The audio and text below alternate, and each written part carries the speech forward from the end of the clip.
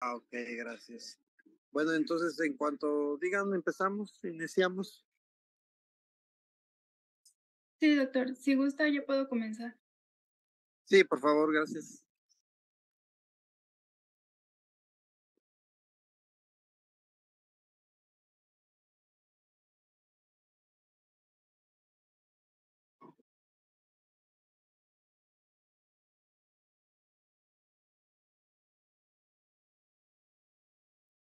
¿Ya pueden ver la pantalla completa? Ok, Sí, bueno, gracias. Bueno, pues buenas noches, doctor y compañeros. El tema que corresponde el día de hoy es principios de diagnóstico y tratamiento a cargo de mí, su servidora Flores Ornelas María Isabel.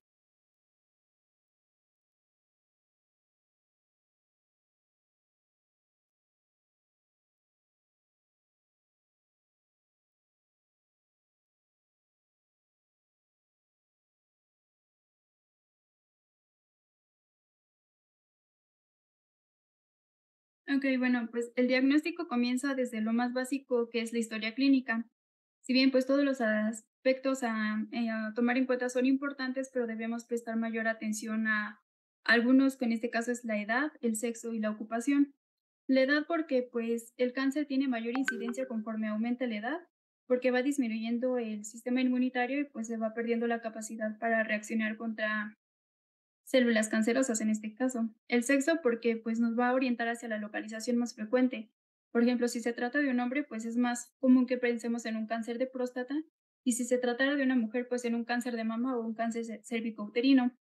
La exposición de ocupación, perdón, porque nos va a hablar sobre si el paciente ha estado expuesto a agentes ambientales y ocupacionales, lo cuales son factores de riesgo pues para diferentes neoplasias, como principalmente de cavidad nasal o senos paranasales. O también, por ejemplo, el asbesto, que tiene mucha relación con el mesotelioma. Y pues en cuanto a antecedentes heredofamiliares, pues lo que nos interesa aquí es conocer si tiene eh, parientes o tuvo parientes con cáncer.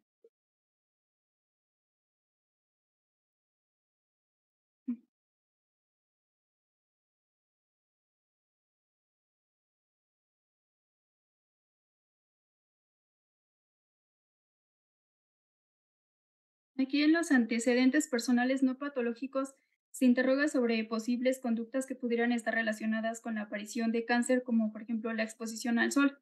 O también en cuanto a la alimentación, hay que conocer, por ejemplo, si es baja en fibras y rica en grasas, podría predisponer a un cáncer de colon. O si consume con frecuencia alimentos ahumados, salados o con gran contenido de nitritos, podría a la larga pues desencadenar un cáncer gástrico y de esófago. También la ingesta excesiva de los endulcorantes artificiales pueden ser un factor de riesgo para producir un cáncer de vejiga. También vamos a interrogar sobre toxicomanías como el tabaquismo, que es un factor de riesgo muy importante para padecer cáncer de pulmón, de colon, de páncreas y vejiga. Y pues ya junto con el alcoholismo puede predisponer con mayor razón a un cáncer de cabeza, cuello y de esófago. También las radiaciones se relacionan, por ejemplo, con el cáncer de tiroides, de glándulas salivales y algunos otros sarcomas. Aquí en el apartado de antecedentes personales patológicos, algunos datos de utilidad son, por ejemplo, la inmunosupresión, que esta está relacionada con la aparición del cáncer en general, o por ejemplo, la poliposis de colon y la enfermedad inflamatoria de este, pues nos va a predisponer a un cáncer de colon. La hepatitis viral B y C se asocia con el carcinoma hepatocelular. Las infecciones por Helicobacter pylori se asocian con adenocarcinomas y linfomas gástricos. La infección crónica por Salmonella typhi es un factor de riesgo para el cáncer de la vía biliar.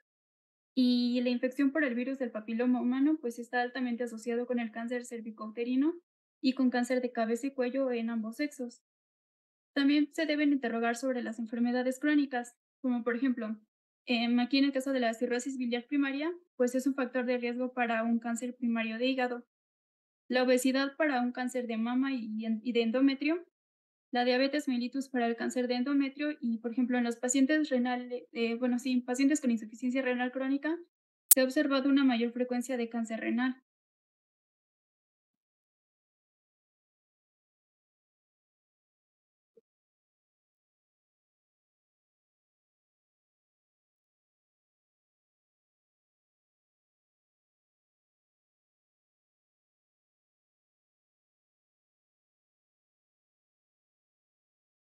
Es que se me traba un poquito al pasar, pero bueno.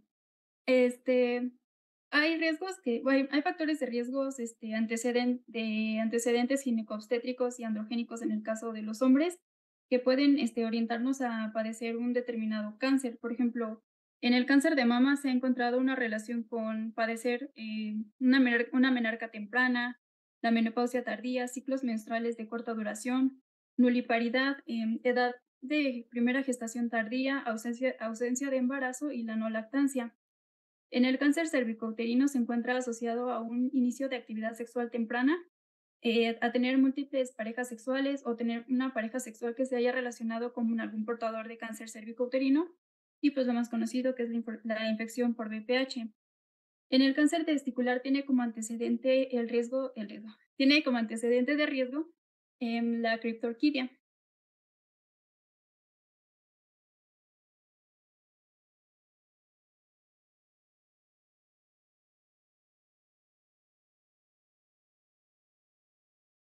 El cáncer, pues como sabemos, es inicialmente asintomático y ya cuando llega a presentar algún síntoma es porque pues ya tiene un cierto tiempo de evolución que es considerable.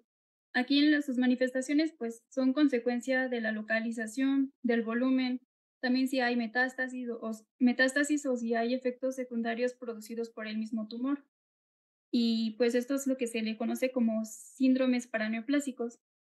Entonces, por lo tanto, pues en el padecimiento actual puede llegar el paciente refiriendo alguno de estos signos de alarma, como los que propone la American Cancer Society, como por ejemplo la modificación de hábitos intestinales o vesicales, una úlcera cutánea que no cicatriza, una hemorragia o secreción sin causa evidente, por ejemplo, en una mujer postmenopáusica que tenga alguna regla, pues ya no es normal y ya podría a lo mejor hacernos pensar en algún cáncer de endometrio. En la presencia de nódulos en mama o en alguna otra localización, de indigestión o dificultad para la deglución, alteraciones de verrugas o lunares, por ejemplo, que cambien de tamaño o que cambien su coloración, tos o ronquera persistentes. Por ejemplo, no sé si llega algún varón, pues ya de edad avanzada, refiriendo que tiene dificultad para iniciar la micción, que pues, el chorro de orina pues es de poco calibre o de poca fuerza, pues ya podría orientarnos a que hay un crecimiento prostático y a lo mejor se trata de algún carcinoma. Y bueno, los síntomas generales ya en un cáncer avanzado se encuentra la hiporexia, que puede ser consecuencia de las citocinas producidas por el tumor o el organismo que produce algunas citocinas debidas a este tumor, y la debilidad muscular generalizada por el catabolismo muscular.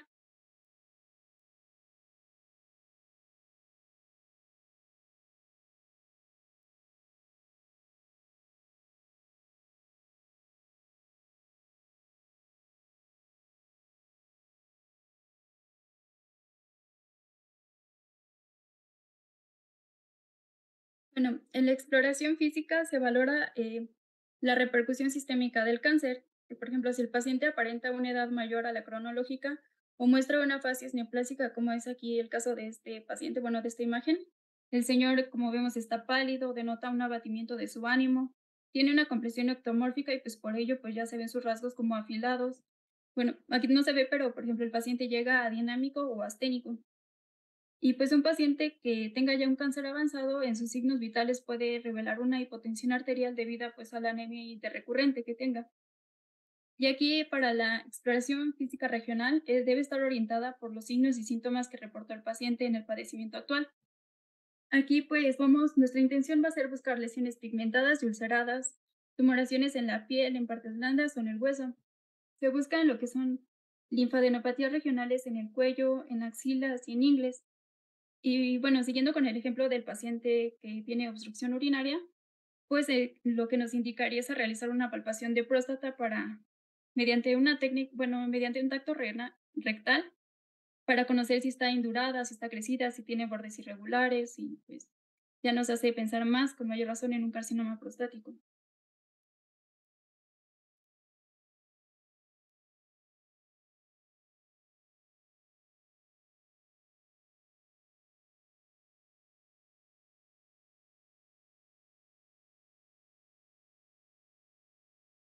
Pasando ya pues a los estudios de laboratorio, Hay que saber primero que el diagnóstico preciso se basa fundamentalmente en el estudio histopatológico, porque este nos va a permitir conocer el grado, la capacidad de invasión y obtener datos de diagnóstico molecular.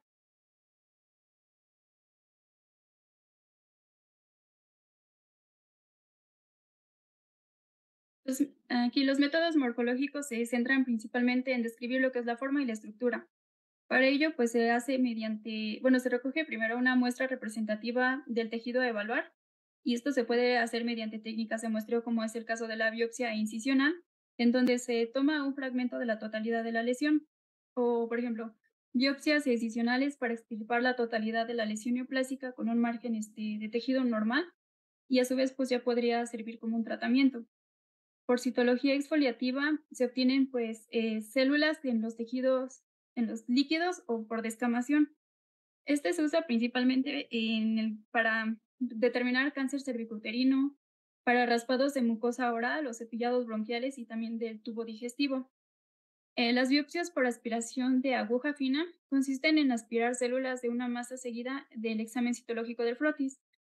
Esta es principalmente útil para sitios del cuerpo como la tiroides, la mama, cabeza, cuellos, tejidos blandos y páncreas, hígado, y pues también es útil para determinar, bueno, para hacer muestras de encéfalo.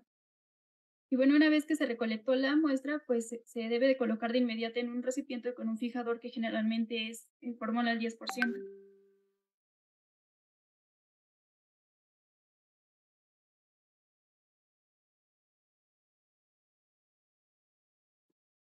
Los marcadores tumorales son sustancias que normalmente se encuentran en una cierta concentración en nuestro cuerpo, pero pues en algunas patologías se llegan a encontrar elevados en cuanto a cantidad. Principalmente lo vamos a encontrar en sangre, en orina o algunos otros líquidos corporales. Estos se suelen determinar antes de iniciar el tratamiento, pues para ayudar a decidir la terapéutica adecuada. También ayudan a verificar, a valorar y verificar la eficacia que tenga en el paso del tiempo, y también pues nos permite monitorear las recurrencias de manera temprana. Y bueno, pues aquí les puse una tabla en donde se correlaciona el marcador tumoral con el cáncer bueno, con el cáncer en el que se encuentra elevado. Y bueno, ya les pasé la presentación ahí si gustan después verlo con más calma para continuar.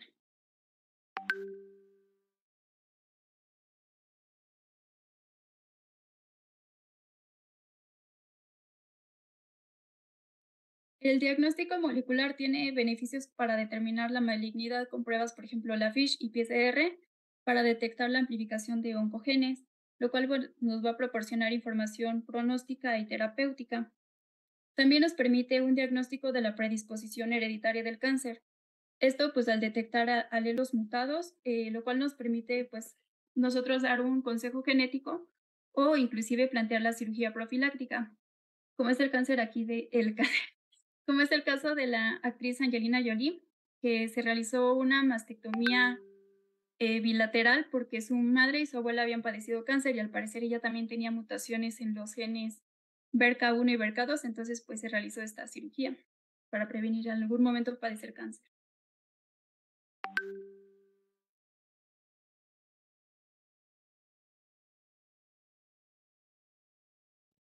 También se puede hacer empleo de los estudios de imagen. Estos pues, nos permiten observar la existencia o la diseminación de las neoplasias.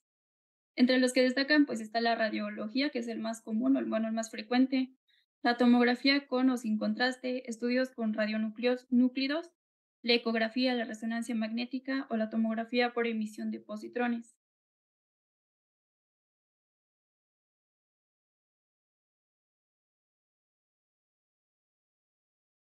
Bueno, aquí la detección precoz del cáncer tiene como objetivo fundamental diagnosticarlo antes de que se manifieste clínicamente. También pues nos ayuda a ofrecer el mejor tratamiento en fases muy tempranas y de esta manera pues también mejorar el pronóstico.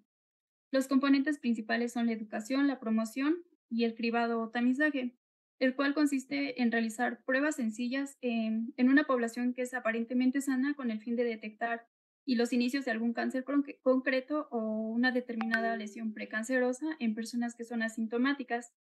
Esto lo puede realizar el mismo paciente o con ayuda de algún personal médico simplemente con el hecho de observar su piel y notar si hay alguna presencia de algún brote anormal.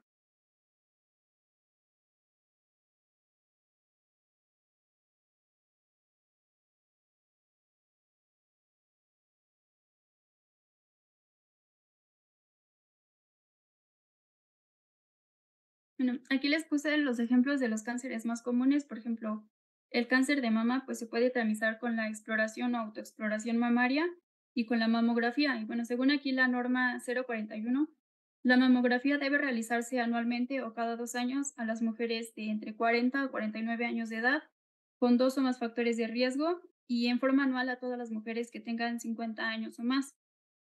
Y en cuanto al cáncer colorectal, a las personas de más de 50 años se les realiza análisis de sangre oculta en heces, la sigmoidoscopía, la colonoscopía, un enema de bario de doble contraste o la exploración rectal digital, que es la que está aquí ilustrada.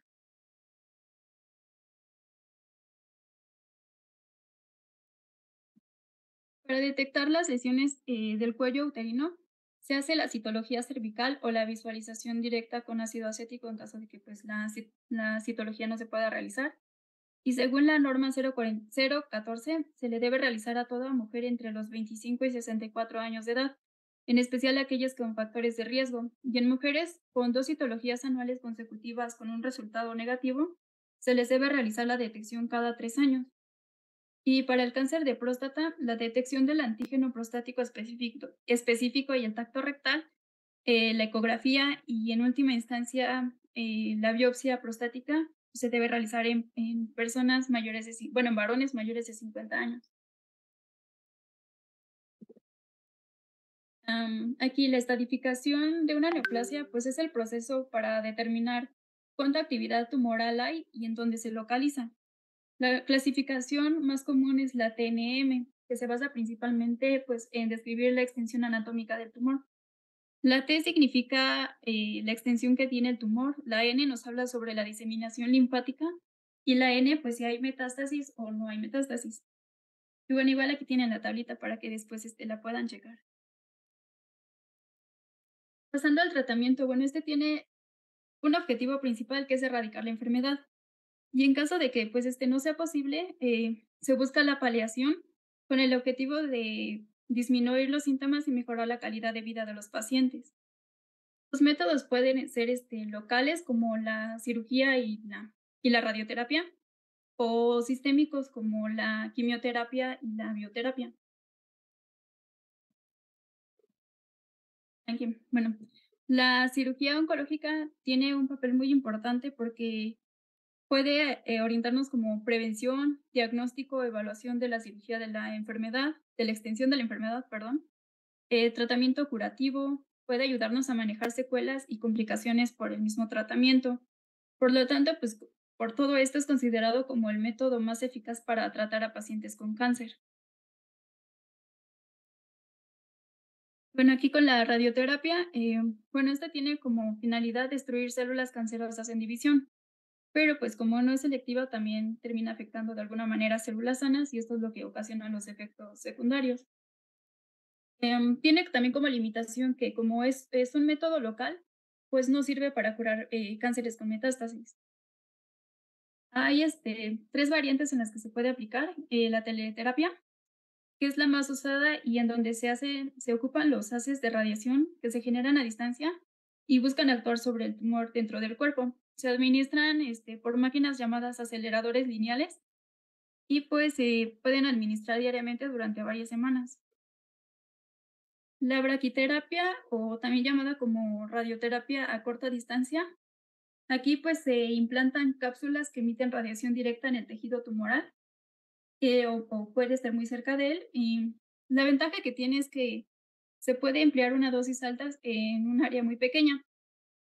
La radioterapia generalizada y se introducen radioisótopos, ya sea por vía oral o vía intravenosa, y pues aquí también se incluyen a los radiofármacos que viajan por todas las partes del cuerpo y pueden tratar el cáncer o simplemente aliviar los síntomas.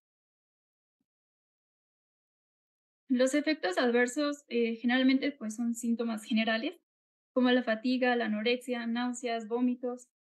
Y pues todo esto, el efecto que tenga el paciente va a depender principalmente del volumen del tejido radiado, de la fracción de la dosis, de los campos que son radiados y también de la susceptibilidad que tenga cada individuo. Las terapias conjuntas a la radioterapia son los radiosensibilizantes. Estos son medicamentos que favorecen que las células, pues sean, las células cancerosas más bien, sean más sensibles a la radiación. Y los radioprotectores, pues son sustancias que protegen a las células normales frente a la radiación. Esto es principalmente útil para áreas que son muy difíciles de no exponerlas a la radiación, como es la cabeza y el cuello. Y aquí les puse como imagen pues los dos fármacos principales que encontré para este tipo de terapias. La quimioterapia pues tiene como objetivo atacar las células que tienen un crecimiento anormal, ya sea destruyéndolas o controlando su crecimiento. El tratamiento consiste en combinar diferentes fármacos que habitualmente se administran de forma intermitente o en ciclos. Puede ser de manera semanal o cada 2 o 3 a 4 semanas. Y pues igual se puede administrar por vía intravenosa, vía oral o cualquier otra vía. Tiene algunas variantes como por ejemplo la quimioterapia adyuvante. Estos son medicamentos que se utilizan para destruir las células cancerosas que pudieron quedar después de una extirpación del tumor. La quimioterapia neoadyuvante se administra antes del tratamiento principal, ya sea, por ejemplo, la cirugía o la radioterapia, esto con la intención de reducir el tamaño del tumor. La hormonoterapia con corticosteroides se usa como antieméticos para mitigar las náuseas y los vómitos causados por la quimioterapia o antes de la quimioterapia para ayudar a prevenir las reacciones de hipersensibilidad. En cuanto a los efectos adversos, los principales son la mielosupresión, las náuseas, el vómito, diarrea, mucositis, la alopecia, que es lo más común, y la disfunción gonadal. Dentro de la bioterapia se encuentra la inmunoterapia. Bueno, como su nombre lo indica, pues se administran inmunoterapéuticos que sirven para estimular el sistema inmunitario y que éste pueda producir, o bueno, más bien pueda reconocer y atacar a las células cancerosas. Esto se puede administrar junto con la quimioterapia o también puede servir como alguna terapia de mantenimiento. Hay algunos tipos como por ejemplo los anticuerpos monoclonales que se producen en el laboratorio y se pueden administrar solos, con algún medicamento o con algún material radioactivo. Las citocinas que estimulan o inhiben ciertas actividades celulares. Las terapias celular adoptiva, en donde se utilizan células efectoras autólogas. Estas se activan, se expanden de manera ex viva y se reinfunden al paciente, pues ya como células activadas asesinas contra determinadas células. Y el allotransplante, pues son infusiones de linfocitos provenientes de sangre de un donante.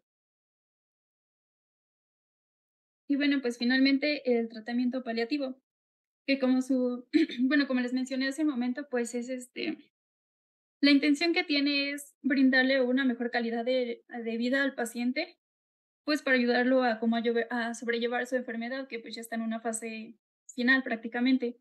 Para ello, pues se hace a cabo, bueno, se busca el control de los síntomas, se le brinda al paciente un apoyo psicoemocional, psicosocial y espiritual. Se le brinda pues ya una alimentación variada.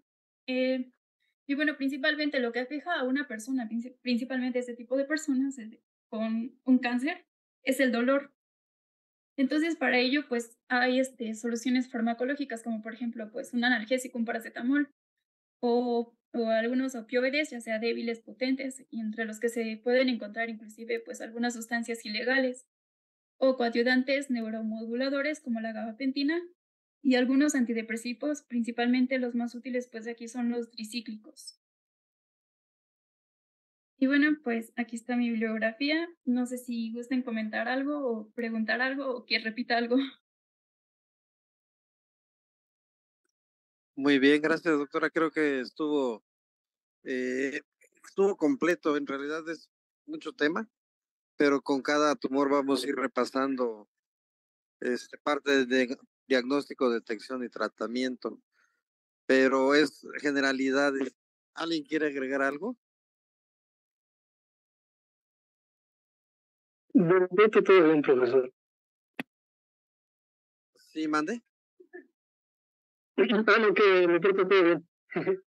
Es que no te entiendo, no sé, se oye medio raro. No sé si ya se escucha mejor. Ya se oye mejor. Sí, dime. No, no, yo sé que de mi parte todo está bien, profesor. Entonces, ¿Alguien tiene dudas?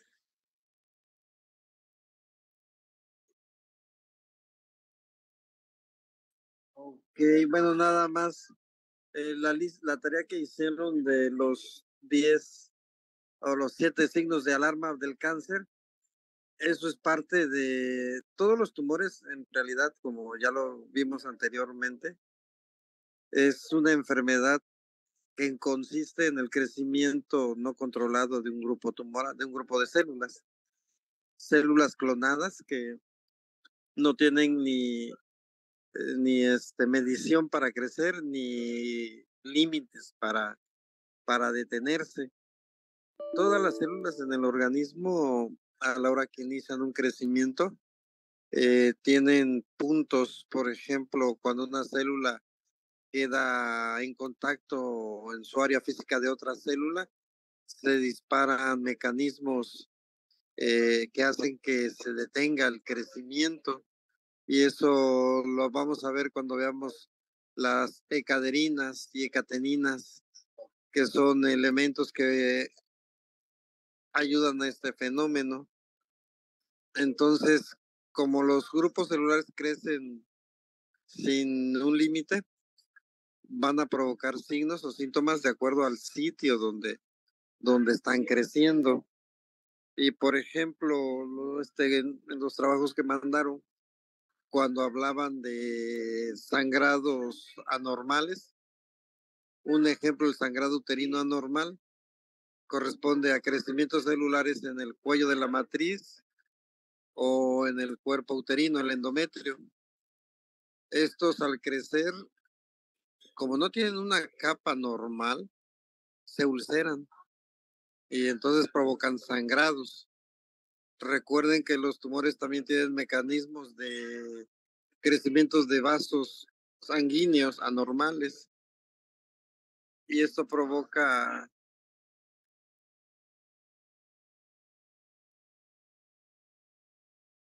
crecimiento. ¿Sí me oyen? ¿Me escuchan? Sí, Ya, ok. doctor. Ok, entonces, estos crecimientos van a provocar síntomas, como por ejemplo, estamos hablando de sangrado uterino. Este sería el síntoma. Claro, hay tumores en los cuales ustedes dentro del diagnóstico, desde que entra una paciente, pues están viendo, o sea, si tiene un olor fétido desde que entra, pues están pensando en cáncer cervicuterino. O si entra una paciente que ven ustedes obesa, con índice de masa corporal de 40 o más de 40, y te dice que tiene sangrado anormal transvaginal, pues vas a pensar cáncer de endometrio. Y en el interrogatorio, pues ya lo dijo tu compañera también, la edad, los tumores correspondientes a edades de 40, 30 años son cervicuterino, los tumores correspondientes a 50, 60 años son endometrio. Y, por ejemplo, cáncer cervicuterino no tiene factor hereditario. Sin embargo, cáncer de endometrio tiene totalmente un factor hereditario con los genes BRCA1 y BRCA2, que también tiene que ver con mama, como lo mencionó su compañera de Angelina Jolie. Ellos tienen mutado el BRCA1 o BRCA1 o BRCA2 o BRCA2 y entonces hacen cirugías de disminución de riesgo. Entonces, desde ahí ustedes están haciendo diagnóstico.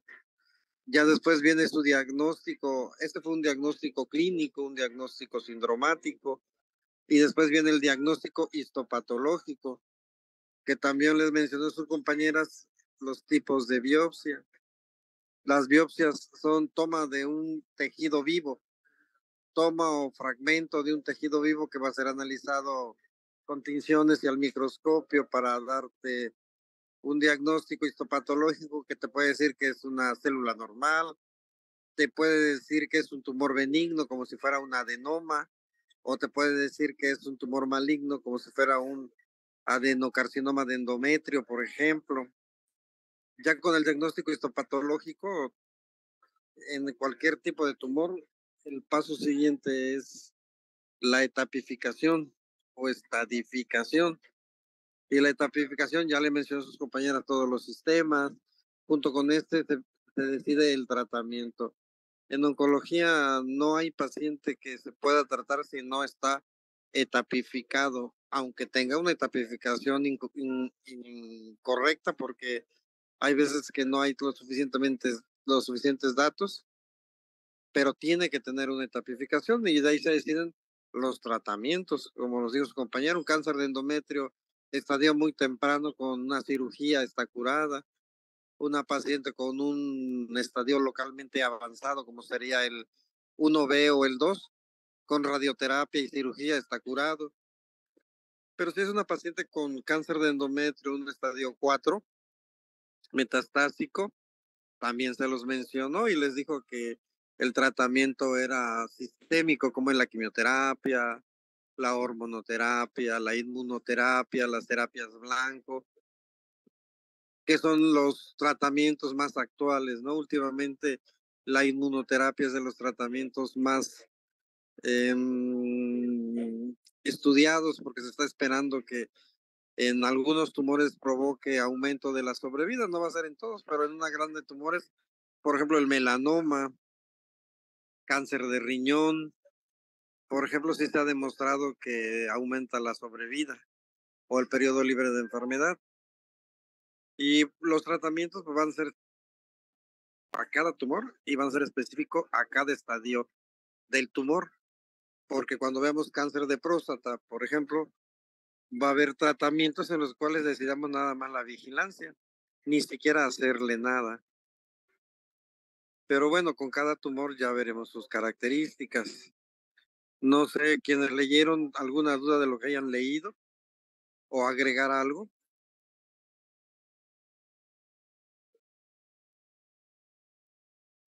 Bueno, yo sí tengo una duda. Estaba viendo que el ácido acetil salicílico es un fármaco preventivo para el cáncer de colon, me parece. Es seguro porque, bueno, no, obviamente no me voy a automedicar, pero viendo los efectos adversos o las reacciones adversas que tiene el medicamento, podría afectar otros sistemas. Ajá, recuerden que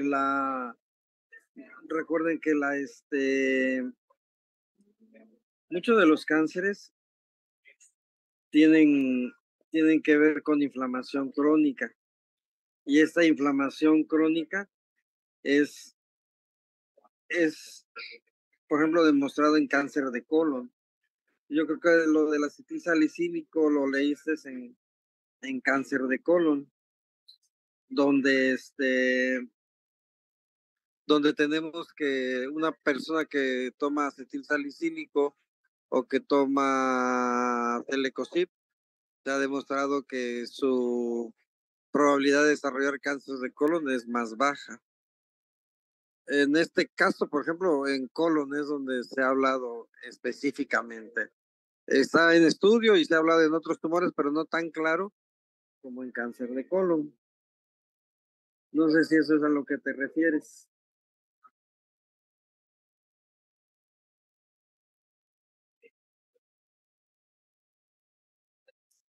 ¿Sí, ¿se me escucharon? Sí, Sí. sí, doctor.